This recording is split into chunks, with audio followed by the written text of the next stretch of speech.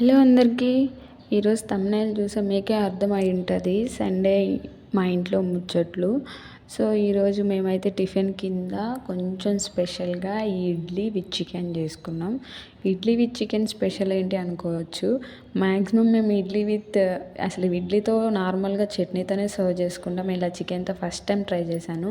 నార్మల్గా చికెన్ అంటే దోశ చేస్తాను, బట్ ఈరోజు మాత్రం ఇడ్లీ విత్ చికెన్ ట్రై చేశాను. కొంచెం స్పెషల్గా ఉండి అండ్ దెన్ టేస్ట్ వైజ్ కూడా మంచిగా ఉండింది. సో ఇంకా తెల్లగడ్డలు, అల్లం వెల్లుల్లి పేస్ట్ ముందుగానే నేను ఫ్రై చేసి పెట్టుకున్నాను.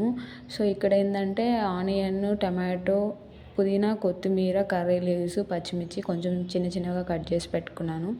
ప్రాసెస్లోకి వస్తే మాత్రం ఒక కడాయి పెట్టుకొని దాంట్లో ఆయిల్ వేసుకొని ఆవాలు కొంచెం ఫ్రై అయిన తర్వాత మనం ముందుగా కట్ చేసి పెట్టుకున్న ఎర్రగడ్డ అనేది కొంచెం దాంట్లోకి వేయాలి. ఎర్రగడ్డ కొంచెం 1 or 2 minutes వేసి ఫ్రై చేసిన తర్వాత టమాటో అనేది యాడ్ చేయాలి. నేను చాలా వీడియోస్లో చెప్పున్నాను, ఎందుకంటే నేను ఈ టైంలో వేస్తానంటే కొంచెం బాగా టమాటో ఎర్రగడ్డ అనేది బాగా మగ్గుతుంది. సో నేను ఇక్కడ సాల్ట్ అనేది కొంచెం తక్కువగానే యాడ్ చేస్తాను, ఎందుకంటే మళ్ళీ మనం కర్రీ ప్రిపరేషన్లో కొంచెం వేస్తాం కాబట్టి. సో ఇక్కడ తక్కువగా తక్కువగా వేసుకుంటున్నాను. సో ఇక్కడ తక్కువగా వేసుకున్న తర్వాత ఒక 10 minutesకి అయితే దాన్ని వదిలేయాలి. ఆయిల్లో మంచిగా ఫ్రై అవుతుంది. అది మంచిగా ఫ్రై అయిన తర్వాత మనం అల్లం తెల్లగడ్డ పేస్ట్, నేను ముందుగానే చెప్పాను కదండి, అల్లం తెల్లగడ్డ పేస్ట్ నేను ఎప్పుడు ఇంట్లో సర్వ్ చేసుకుంటాను. మ్యాక్సిమం 1 monthకి సర్వ్ చేసి పెట్టుకుంటాను. ఎక్కడికి పోదండి, స్మెల్ రాదు, చాలా మంచిగా ఉంటుంది. చూడండి ఎంత ఫ్రెష్ ఉందో. కాకపోతే ఇప్పుడు నాకు అల్లం అనేది అవైలబుల్లో లేదు కాబట్టి కొంచెం తక్కువగా చేసుకున్నాను. మ్యాక్సిమం పెద్ద బాటిల్ చేసి పెట్టుకుంటాను. 1 month ఉంటుందండి స్టోర్ మనకు. ఇది కూడా కావాలని నేను వీడియో చేసి పెడతాను. స్మెల్ మాత్రం ఫస్ట్ ఎలా చేసుకున్నాము అండ్ దెన్ 1 month లాస్ట్లో కూడా అదే స్మెల్ ఉంటుంది. రిఫ్రిజిరేటర్లో పెట్టుకుంటే, రిఫ్రిజిరేటర్లో అయినా కొంచెం బయట అయినా ఒక 10 or 20 days ఉంటుంది. మ్యాక్సిమం ఇంకా 1 month అయితే రెఫ్రిజిరేటర్లో పెట్టుకోవచ్చు. సో కొంచెం అల్లం తెల్లగడ్డ పేస్ట్ వేసిన తర్వాత కొంచెం ఫ్రై అవ్వాలి. ఆయిల్ అనేది మనకు సపరేట్ అయిన తర్వాత మనం చికెన్ అనేది యాడ్ చేసుకోవాలి. చికెన్ ఒక 2 times బాగా వాష్ చేసుకొని ఆ చికెన్ని అల్లం వెల్లిగడ్డ పేస్ట్ వేగిన ఆయిల్లోకి వేస్తే డిప్ చేసుకొని మనం మంచిగా మిక్స్ చేసుకోవాలి. మిక్స్ చేసుకున్న తర్వాత పసుపు అనేది యాడ్ చేసుకుంటున్నాను. నేను ఇక్కడే పసుపు, కారం అనేది వేసుకుంటున్నాను, ఎందుకంటే మనకు పీస్కి బాగా సెట్ అవ్వాలి కాబట్టి నేను ఇప్పుడే వేసుకుంటున్నాను.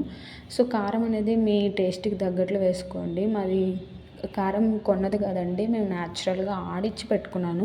చాలా కారం ఉంటుంది, బట్ నేను స్పైసీ తింటాను. మా వారైతే అసలు స్పైసీ తిండు, ఆయన చాలా sweet person. So and then sweet అంటే చాలా కూడా ఇష్టం.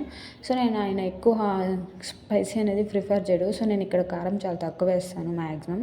సో ఇలా మంచిగా అయితే మనం అది కలుపుకోవాలి. ఈ కారము, సాల్ట్, పసుపు, అల్లం తెల్లగడ్డ పేస్ట్ మొత్తం బాగా మిక్స్ అయ్యేటట్టు పెట్టుకోవాలి. అదే చెప్తున్నాను వీడియోలో కూడా నేను. సో మంచిగా చేసుకోవాలి. వీడియో తీస్తూ రా అంటే మాత్రం ఓపిక లేదన్నాడండి. సో నేను అందుకే నేనే కష్టాలు పడుతూ తీసుకుంటున్నాను, తిడుతూ తీసుకుంటున్నాను. చాలా తిట్టాను అసలుకి. సండేనే కదా ఒక వీడియో క్లిప్ అంటే పో, నాకు ఓపిక లేదు, నువ్వే తీసుకుపో అని అనిండు. సరే నాకు టైం వస్తుందిలే అని చెప్పి ఇంకా నేనే వీడియో అయితే స్టార్ట్ చేసుకున్నాను. అయితే మీకు ఒక చిన్న విషయం అండి చెప్పని మర్చిపోయాను. ఇక్కడ నేను రోజా చెట్లలో కొన్ని అయితే పెట్టానండి, ఎందుకు వేస్ట్ అయిపోవాలని. ఒకసారి మార్కెట్లో కొత్తిమీర తీసుకొస్తే వాటికి వేర్లు ఉన్నాయి. సో ఇలా మొలకలు గుచ్చిపెట్టాను, చాలా మంచిగా వచ్చాయి. సో అది చాలా ఫ్రెష్గా ఉండింది. సండే కోసం నేను ఎత్తి పెట్టాను.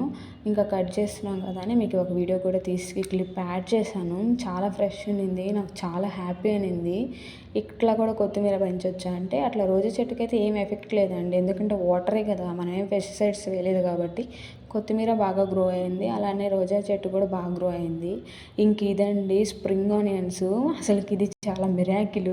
మా హస్బెండ్ ఫ్రిడ్జ్ సర్దుతుంటే అక్కడ ఆనియన్కి మొలకలు వచ్చినాయంట. ఇంకెందుకు వేస్ట్గా పడేయాలి అని చిన్న మొలకలు వచ్చినప్పుడు వెళ్ళి దాంట్లో ఊరికనే అట్లా గుచ్చిండు, ఇలా పెరిగింది. సో నేను అవి కొంచెం కట్ చేసుకున్నాను. చాలా ఫ్రెష్ ఉండే స్ప్రింగ్ ఆనియన్స్ అయితే స్మెల్ వైజ్ సూపర్ ఉండింది. ఇందాక కారం వేసి మనం ఒక 10 minutes వదిలిపెట్టుకున్నాం కదండి, అది లైక్ మంచిగా మగ్గింది బాగా. అంటే అప్పటికే పీస్ అనేది చాలా సాఫ్ట్ అయిపోయింది, బాగుంది కూడా, జ్యూసీగా. సో కాకపోతే మనం ఇక్కడ ఇడ్లీలోకి కావాలి కాబట్టి కొంచెం షార్వా టైప్ చేస్తున్నాను కాబట్టి 1 glass of వాటర్ వేసాను. ఇంకొంచెం కూడా నేను యాడ్ చేశాను, ఎందుకంటే నాకు ఇడ్లీలో కావాలి కాబట్టి. మీరు రైస్లోకి అయితే ఈ మాత్రం సరిపోతుంది. చాలా మంచిగా ఉండింది. సో ఇక్కడ చూడండి ఎంత బాగా కుక్ అవుతుందో. ఇటు సైడ్ ఇడ్లీ పెట్టానండి. ఇడ్లీ కూడా చాలా బాగుందని చెప్పా కదా. దానికి కూడా ఒక చిన్న ట్రిప్ అయితే నేను యూస్ చేస్తాను. చాలా స్మూత్గా దూద లెక్క మెత్తగా వస్తాయి ఇడ్లీ మాత్రం. నేను ఎప్పుడు పెట్టినా నేను మ్యాక్సిమం ఇడ్లీ పెట్టను. ఇంకా ఆఫీస్కి వెళ్ళే టైంలో డైలీ దోశ అంటే కొంచెం బాడీ డీహైడ్రేట్ అవుతుందని నేను వీక్లీ ట్వైస్ ఆర్ ట్వైసే పెడతాను. మ్యాక్సిమం ట్రిపుల్ ఎప్పుడు పెట్టను. ట్వైస్ అయితే ఇడ్లీ పెడతాను కంపల్సరీ. సో అది చాలా స్మూత్ వస్తుంది. వీడియో తీయడానికి మాత్రం ఓపిక లేదు కానీ మంచిగా యాపిల్ అయితే వాష్ చేసుకొని తింటున్నాడండి. అలానే పాపం నాకు కూడా అలసిపోయావు, ఒక యాపిల్ బయట అయితే చెయ్యి అని చెప్పి ఒక యాపిల్ అయితే ఇచ్చేసి కొంచెం బయట చేపించుకొని వెళ్ళాడు.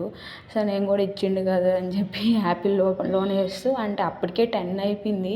ఇంకా సండే కదండి, లేకటమే లేట్గా లేస్తాము. బ్రష్ చేసి ఫ్రెష్ అప్ అయ్యేసరికి ఈ టైం అయింది. ఇంకా వీడియో తీసుకుంటూ యాపిల్ తింటూ కొంచెం టైం పాస్ చేస్తూ వీడియో అంటున్నాడు ఇప్పుడు వచ్చి వీడియో తీనంటే అవసరం లేదు, నేనే తీసుకుంటాను వచ్చింది నువ్వేం తీయొద్దు అంటే యాపిల్ ఇచ్చి కూల్ చేద్దాం అనుకున్నాడు. బట్ మనం కూలింగ్ తగ్గదు కదండి, మన ఫైరింగ్ అలానే ఉండింది. సో ఇంకా అట్లయితే అయింది. మీరైతే సబ్స్క్రైబ్ చేసుకోండి. బాయ్.